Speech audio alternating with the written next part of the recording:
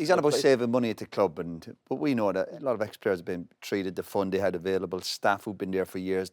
And on one hand, he's still treating them badly. And I understand it's a business and you've got to try and make the right decisions. And then the next day, we're building a stadium for £2 billion for our billion fans around the world. But don't forget, you have to show loyalty to people who've been there for years. And I'm including the ex-players fund. And like, where's that fund? I haven't seen either. You know what, as well, Gal, when you mentioned... Not for you. You know what, Gal, what was really good, when you mentioned about the 40,000 and Bruno and Harry Maguire, and, you know, the way he answered that when he said, you know, yeah, that's pretty good. It's like, why wouldn't no one have come up with that idea?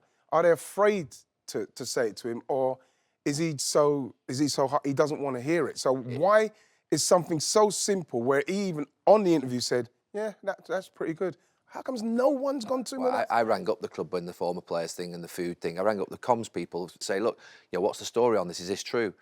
You can't be spending £1 million a month on a player, one player, and taking out food for staff. I don't think you can do that. I think optically it's terrible. I think 40 grand for the ex-players. You know, them ex-players are talking about players from the 60s and 70s. Yeah. Of course, they're funding some of the United players from the 60s and 70s funerals who can't afford their funerals. Players who played for United maybe 10 times, who live in Manchester, and they can't afford their funerals. That's what I'm talking about. They're not funding Wayne Rooney and Gary Neville's petrol for the cars. You know what I mean? This is players from 50 years ago. But even gestures, players who fall on hard times, even 2 or 3 times a year, bring them to a match with their families. Yeah. Give them I think, did they not do that? I mean, I don't think I don't listen. I don't know, but I don't know if they reach out to a lot of ex-players and go, listen, just 3 or 4 occasions if you want to come to Old Trafford, have a day out with your family, your children, your grandkids, a little treat. That's just a bit of respect.